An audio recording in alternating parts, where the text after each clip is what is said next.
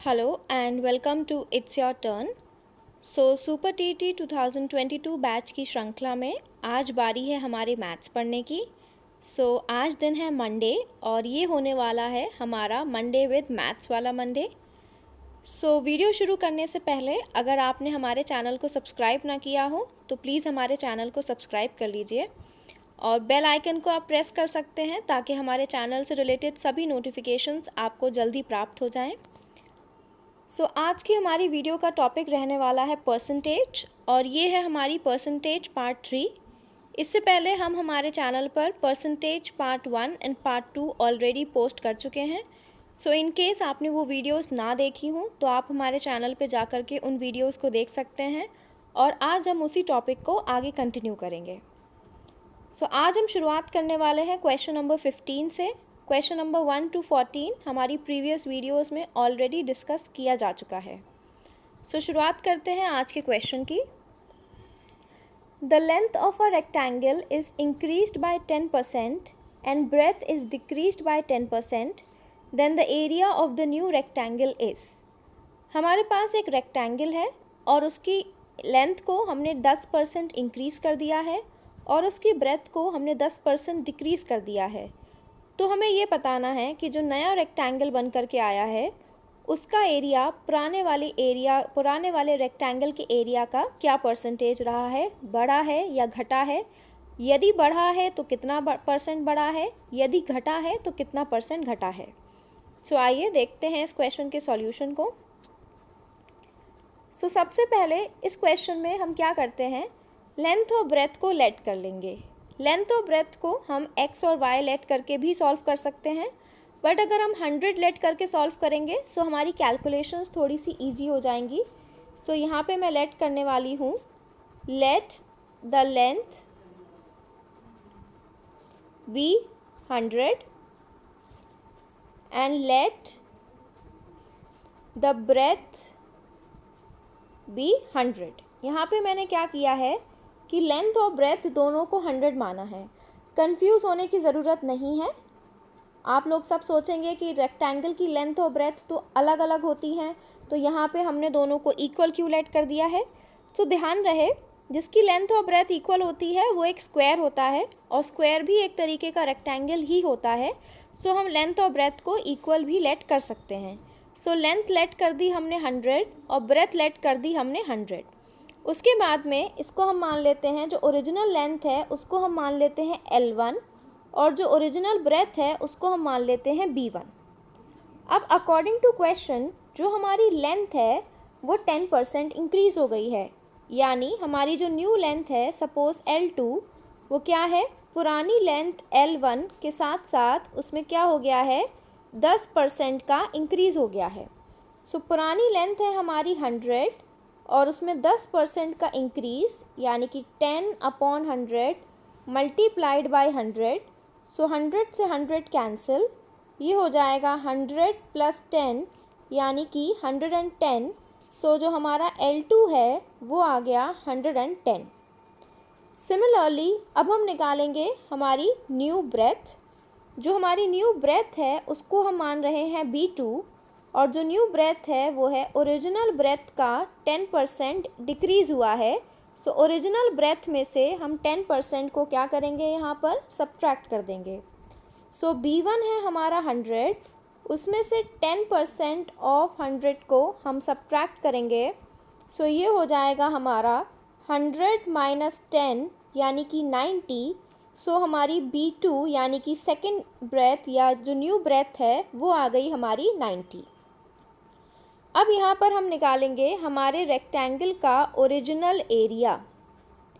Original area के लिए हम मल्टीप्लाई करेंगे ओरिजिनल लेंथ यानी कि L1 को ओरिजिनल ब्रेथ यानी कि B1 से। ओरिजिनल लेंथ थी 100, ओरिजिनल ब्रेथ भी थी 100, दोनों को मल्टीप्लाई करा तो एरिया आ गया हमारा 10,000 square unit.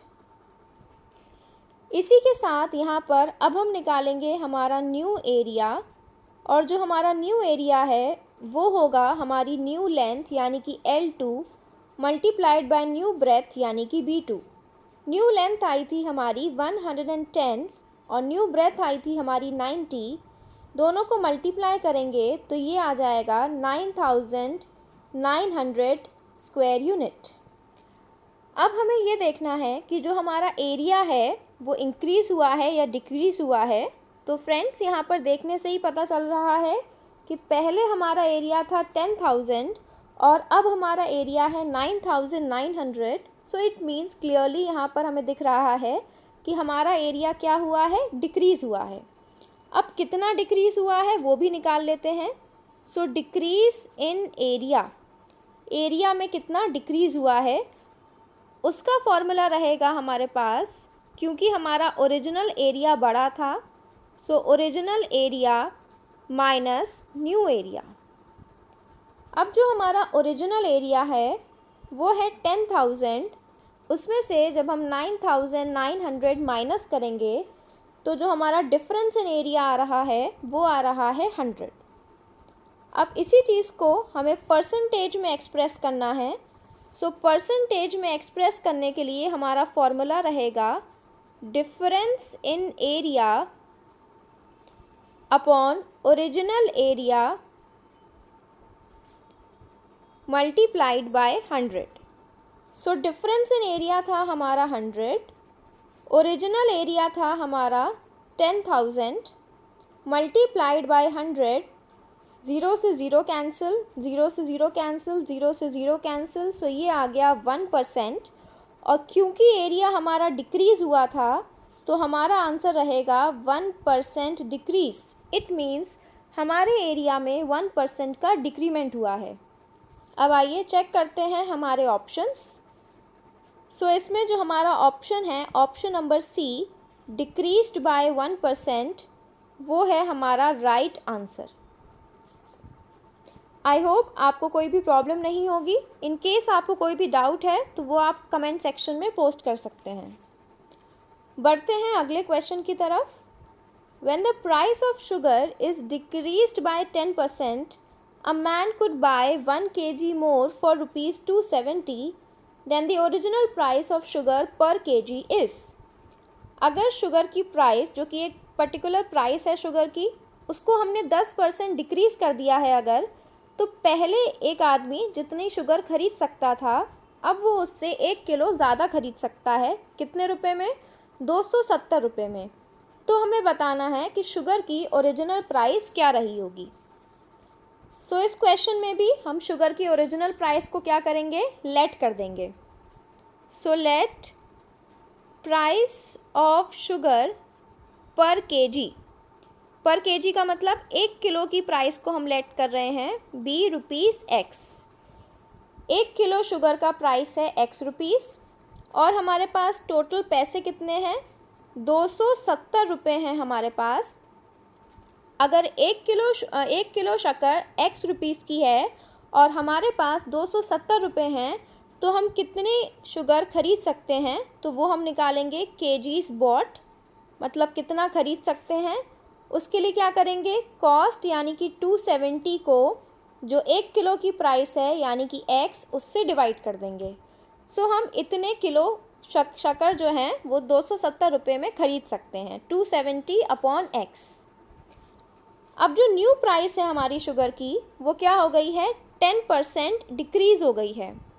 So new price कैसे निकाली जाएगी, जो हमारी ओरिजिनल प्राइस है एक्स, उसमें से हम x का 10% माइनस करेंगे। So x minus 10 upon 100 of x। So ये हो जाएगा हमारा x minus x upon 10। LCM लेंगे यहाँ पर, एलसीएम आएगा 10। So 10x minus x equal to 9x by 10। सो हमारी पर केजी की जो न्यू कॉस्ट है वो आ रही है 9x बाई 10। अब इसमें हम केजीज़ बॉट निकाल लेते हैं कि 270 रुपये में अगर अब 1 किलो शक्कर की प्राइस है 9x बाई 10 तो हम कितने किलो शक्कर खरीद सकते हैं। उसके लिए क्या करेंगे, 270 से 9x बाई 10 को डिवाइड करेंगे। सो ये हो जाएगा 270 अपॉन 9x और ये 10 ऊपर चला जाएगा इंटू 10। सो 9 3 ज़ा 27, 0 30 इंटू 10 हो गया 300 अपॉन x। अब हम खरीद सकते हैं 300 अपॉन x किलो शक्कर। पहले हम खरीद सकते थे 270 अपॉन x किलो शक्कर, और अब हम खरीद सकते हैं 300 अपॉन x किलो शक्कर। अकॉर्डिंग टू क्वेश्चन अब हम 1 किलो ज़्यादा खरीद सकते हैं। सो क्वेश्चन के अकॉर्डिंग जाते हुए अब हम क्या करेंगे, जो हमारा नया अमाउंट आया है उसको हम पुराने वाले में से माइनस कर देंगे। सो 300 अपॉन x में से हम 270 अपॉन x माइनस करेंगे, और अकॉर्डिंग टू क्वेश्चन ये डिफरेंस कितना है, 1 किलो का। एलसीएम लेंगे, सो एलसीएम आएगा यहाँ पर x, सो ये हो जाएगा 300 माइनस 270 इक्वल टू 1। 300 माइनस 270 हो जाएगा 30 upon x equal to 1। x ऊपर चला जाएगा, so 30 equal to x। So x की कॉस्ट आ गई 30, यानी कि 1 किलो शक्कर की जो कॉस्ट है वो है 30 रुपीज़। सो आइए चेक करते हैं हमारे ऑप्शंस। सो इसमें जो हमारा ऑप्शन नंबर बी है 30 रुपीज़, वो है हमारा राइट आंसर। आगे बढ़ते हैं हमारे 17th क्वेश्चन की तरफ। 17th क्वेश्चन क्यूब पर बेस्ड है। If each side of a cube is increased by 10%, the volume of the cube will increase by. एक हमारे पास इस क्वेश्चन में एक हमें क्यूब दे रखा है, और ऐसा मान लेते हैं कि इस क्यूब की जो ओरिजिनल साइड है हमारे पास वो है x, या x की बजाय इसको हम 100 भी मान सकते हैं। सो 100 मान के कर लेते हैं कि इसकी जो ओरिजिनल साइड है वो है हमारे पास 100। 100 साइड को नज़र में रखते हुए इसकी कुछ वॉल्यूम आएगी। फिर इसी क्यूब की साइड को हमने क्या कर दिया है, 10% इंक्रीज़ कर दिया है, तो अब ये एक बड़े क्यूब में ट्रांसफॉर्म हो जाएगा। उस क्यूब की भी अपनी एक वॉल्यूम होगी। इन दोनों क्यूब की वॉल्यूम में कितने परसेंट का इंक्रीमेंट हुआ है, हमें ये इस क्वेश्चन में फाइंड आउट करना है। सो आइए शुरू करते हैं क्वेश्चन को। सो इसके लिए हम साइड को लेट कर देंगे। मैं यहाँ पे 100 मान के कर रही हूँ, आप इसी क्वेश्चन को x मान करके भी कर सकते हैं। So let the side of the cube be 100। तो साइड हो गई हमारे पास 100 यूनिट। सो इसकी जो वॉल्यूम है, वॉल्यूम का फॉर्मूला हम जानते हैं। वॉल्यूम का फॉर्मूला होता है हमारे पास साइड क्यूब। साइड क्यूब यानी कि 100 का क्यूब। तो जब हम 100 का क्यूब करेंगे, सो यहाँ पर 1 के आगे ऐसे हम 3 बार 2 ज़ीरोस लगा देंगे। इतनी हो जाएगी इस क्यूब की वॉल्यूम। ये है क्यूब की ओरिजिनल वॉल्यूम। अब हम निकालेंगे यहाँ पर क्यूब की new side. New side of the cube जो है हमारे पास वो क्या है, क्वेश्चन में कह रहा है कि जो साइड है वो 10% इंक्रीज़ हो गई है। इसका मतलब अगर हमारी ओरिजिनल साइड है 100, तो उसमें 10% का क्या हो गया है, इंक्रीमेंट हो गया है। सो 100 प्लस 10 अपॉन 100 ऑफ 100 करेंगे इंक्रीमेंट निकालने के लिए। 100 से 100 कैंसिल हो जाएगा, सो ये हो जाएगा 100 प्लस 10 यानी कि 110। सो जो हमारी न्यू साइड है वो आ गई 110 unit.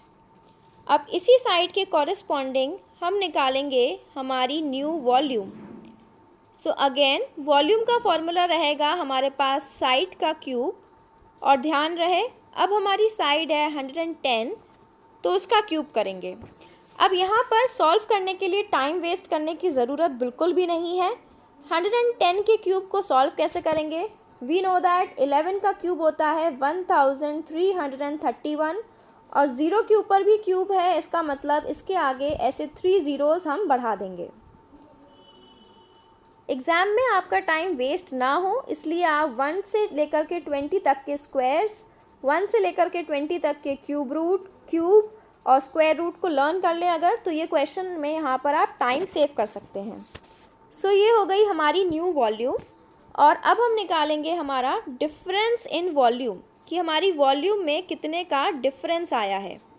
So difference in volume का फॉर्मूला हो जाएगा हमारे लिए new volume minus original volume. अब जो हमारी न्यू वॉल्यूम थी वो है 1331,000 माइनस ये है हमारी new volume, sorry original volume. जब दोनों को हम सब्ट्रैक्ट करेंगे तो ये आ जाएगा इनके बीच का डिफरेंस। और अब इसी चीज़ को हमें परसेंटेज में एक्सप्रेस करना है। सो परसेंटेज में एक्सप्रेस करने का हमारे पास सिंपल फॉर्मूला होता है कि दो वैल्यूज़ के बीच का जो डिफरेंस आता है उन्हें हम क्या करते हैं, ओरिजिनल वैल्यू से डिवाइड करते हैं। डिफरेंस इन वैल्यू को ओरिजिनल वैल्यू से डिवाइड करते हैं और इस पूरे को 100 से मल्टीप्लाई कर देते हैं। सो डिफरेंस इन वैल्यू हमारे पास ये आया था और इसको अब हम क्या करेंगे, ओरिजिनल वैल्यू से डिवाइड कर देंगे और ओवरऑल इस पूरे को हम 100 से मल्टीप्लाई कर देंगे। सो 2 ज़ीरोज़ से 2 ज़ीरोज़ कैंसिल, 3 ज़ीरोज़ से 3 ज़ीरोज़ कैंसिल, तो ये आया हमारे पास 331/10 यानी कि 33.1%। सो जो हमारा परसेंटेज है वो आ रहा है हमारे पास 33.1%। सो आइए चेक करते हैं हमारे ऑप्शंस को। सो ऑप्शन में ये दे रखा है हमें ऑप्शन नंबर सी में, सो 33.1% यानी कि ऑप्शन नंबर सी है हमारा राइट आंसर। बढ़ते हैं हमारे 18वें क्वेश्चन की तरफ। इस क्वेश्चन में कह रहा है in an examination there were 1000 boys and 800 girls. If 60% of the boys and 50% of the girls passed, find the percentage of the failed candidates. So एक एग्जामिनेशन है जिसमें हमारे पास 1000 बॉयज़ हैं, 800 गर्ल्स हैं। 1000 बॉयज़ में से 60% बॉयज़ फेल हो जाते हैं और 800 गर्ल्स में से 1000 बॉयज़ में से 60% बॉयज़ पास हो जाते हैं और 800 गर्ल्स में से 50% गर्ल्स पास हो जाती हैं। तो हमें ये बताना है कि कितने परसेंटेज ऑफ कैंडिडेट्स ऐसे हैं जो कि फेल हो गए होंगे। सो आइए सॉल्व करते हैं इस क्वेश्चन को। फर्स्ट ऑफ ऑल हम ये देखते हैं कि हमारे नंबर ऑफ़ बॉयज़ और नंबर ऑफ़ गर्ल्स कितने हैं। सो हमारे नंबर ऑफ़ बॉयज़ हैं हमारे पास 1000 बॉयज़ हैं। अब देख लेते हैं कि हमारे पास नंबर ऑफ़ गर्ल्स कितनी है। सो नंबर ऑफ़ गर्ल्स है हमारी 800। सो अब हम यहाँ पे निकाल लेते हैं कि हमारे टोटल नंबर ऑफ़ स्टूडेंट्स कितने होंगे। सो ध्यान रहे टोटल नंबर ऑफ़ स्टूडेंट्स होंगे यहाँ पे बॉयज़ प्लस गर्ल्स यानी कि 1000 प्लस 800। सो 1000 प्लस 800 हो जाएगा 1800। सो इस क्लास में टोटल स्टूडेंट्स हैं 1800।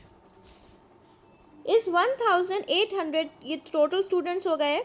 इस 1800 में से हमारे पास हैं 1000 बॉयज़ जिसमें से 60% बॉयज़ पास हुए हैं। 60% किसके? 60% जितने बॉयज़ हैं उसमें से, तो 60% ऑफ नंबर ऑफ बॉयज़। ध्यान रहे टोटल के नहीं, जितने बॉयज़ हैं उसका 60%।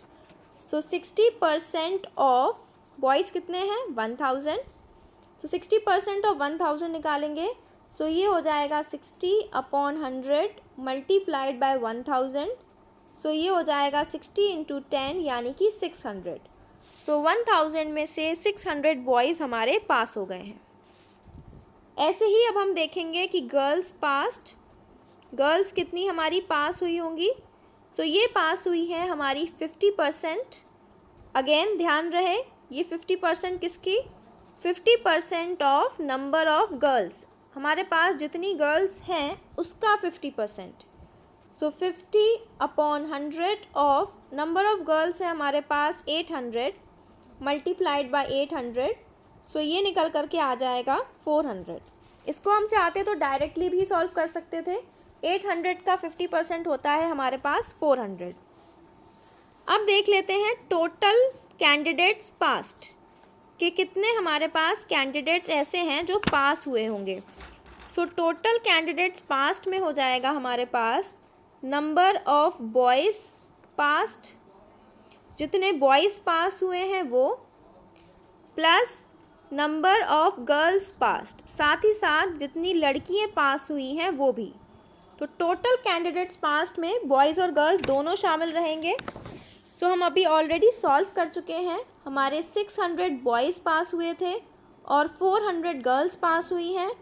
तो टोटल कैंडिडेट्स हमारे जो पास हुए हैं वो हैं 1000। हमें बताना है यहाँ पर कि कितने परसेंटेज ऑफ कैंडिडेट्स फेल हुए होंगे यहाँ पे।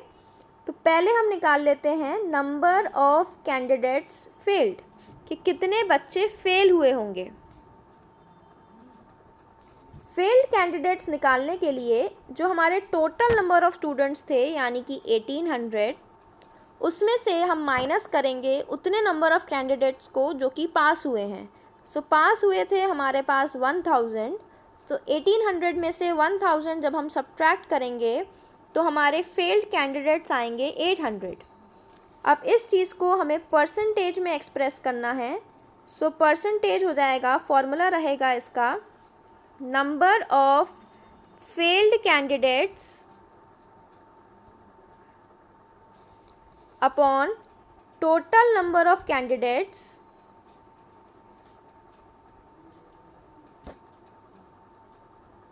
Multiplied by 100। सो जो नंबर ऑफ फेल्ड कैंडिडेट्स हैं वो हैं 800।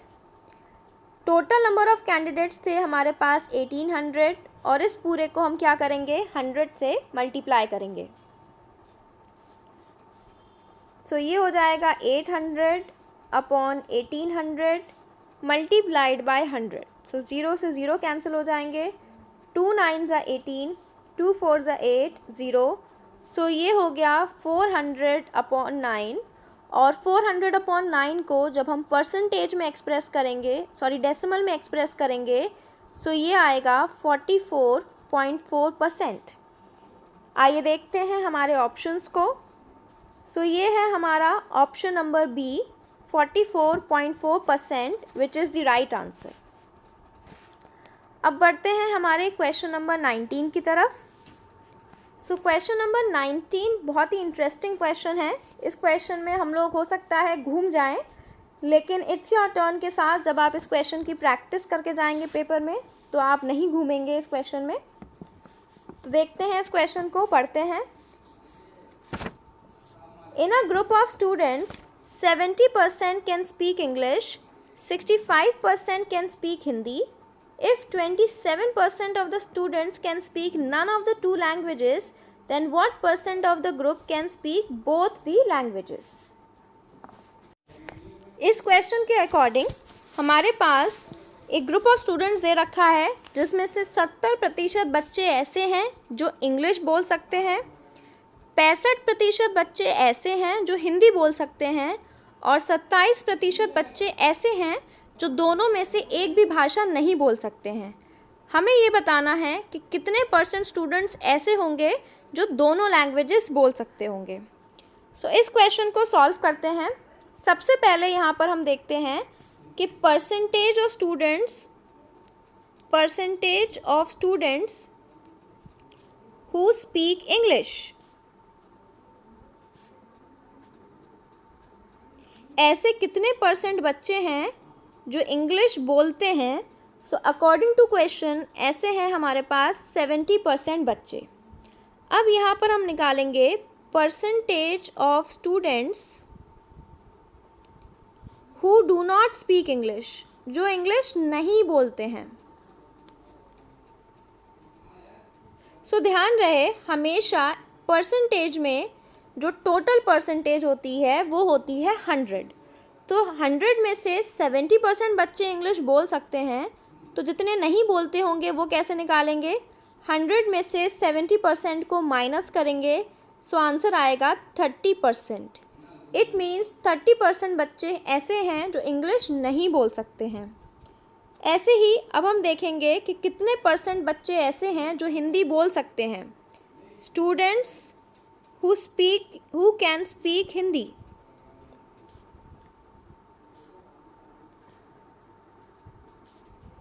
तो ऐसे हैं हमारे पास 65% बच्चे जो हिंदी बोल सकते हैं। अब हम निकालेंगे students who can not speak Hindi. Again वही बात है, यहाँ पर टोटल जो हमारे पास परसेंटेज होती है वो होती है 100 और जिसमें से बोलने वाले कितने हैं 65। सो 100 में से 65 को माइनस कर देंगे हम यहाँ पर, तो हमारे पास आएगा 35%। इट मीन्स 35% बच्चे ऐसे हैं जो हिंदी नहीं बोल सकते हैं। और हमारे पास percentage of students who can speak none का मतलब ना तो हिंदी बोल सकते हैं ना ही इंग्लिश बोल सकते हैं, ऐसे बच्चे हैं हमारे पास 27%। अब इसको हम वेन डायग्राम से समझने की कोशिश करेंगे। तो एक डायग्राम रहेगा हमारा इसमें इंग्लिश बोलने वाले बच्चों का, यहाँ पर हम बनाएंगे नेगेटिव वेन डायग्राम। मैं लिख भी देती हूँ यहाँ पर, ये रहेगा हमारा नेगेटिव वेन डायग्राम। नेगेटिव का मतलब यहाँ पर कुछ नया नहीं है, बस इतना है कि जो इंग्लिश नहीं बोल सकते हैं या जो हिंदी नहीं बोल सकते हैं, हम नहीं बोलने वालों का वेन डायग्राम बना रहे हैं यहाँ पर। सो एक वेन डायग्राम में हम रिप्रेजेंट करेंगे उन बच्चों को जो इंग्लिश नहीं बोल सकते हैं, नॉट स्पीक इंग्लिश। और दूसरे डायग्राम में हम रिप्रेजेंट करेंगे ऐसे बच्चों को जो हिंदी नहीं बोल सकते हैं, सो नॉट स्पीक हिंदी। मैंने इन्हें मर्ज क्यों करवाया, अलग अलग क्यों नहीं बनाया? क्योंकि अकॉर्डिंग टू क्वेश्चन ऐसे भी बच्चे हैं जो दोनों लैंग्वेजेस नहीं बोल सकते हैं, उनको हम बीच में ही रखने वाले हैं। सो बीच वालों को पहले लिख देते हैं। बीच वाले कितने हैं हमारे पास? 27% बच्चे ऐसे हैं जो दोनों में से एक लैंग्वेज भी नहीं बोल सकते हैं। अब जो बच्चे हिंदी नहीं बोल सकते थे वो थे हमारे पास 30%, और उसमें से 27% तो ऐसे हैं जो ना हिंदी बोल सकते हैं ना इंग्लिश बोल सकते हैं। सो ऐसे कौन से बच्चे हैं जो केवल इंग्लिश नहीं बोल सकते हैं? तो उसके लिए हम क्या करेंगे, 30 में से 27 को माइनस करेंगे तो आंसर आएगा 3, तो यहाँ पर हो जाएगा 3%। ऐसे ही हमारे पास 35% बच्चे ऐसे थे जो हिंदी नहीं बोल सकते थे, पर उस 35 में से 27% बच्चे तो ऐसे हैं जो इंग्लिश भी नहीं बोल सकते हैं। हमें ये बताना है कि केवल हिंदी ना बोलने वाले कितने बच्चे हैं। 35 में से 27 माइनस करेंगे तो आंसर आएगा हमारे पास 8। सो 3% बच्चे ऐसे हैं जो इंग्लिश नहीं बोल सकते हैं, सिर्फ इंग्लिश नहीं बोल सकते हैं। 8% बच्चे ऐसे हैं जो सिर्फ हिंदी नहीं बोल सकते हैं, और 27% बच्चे ऐसे हैं जो ना तो हिंदी बोल सकते हैं ना ही इंग्लिश बोल सकते हैं। सो अब हम निकालेंगे ऐसे बच्चे जो कि दोनों लैंग्वेजेस बोल सकते हैं। Students who can speak both the languages.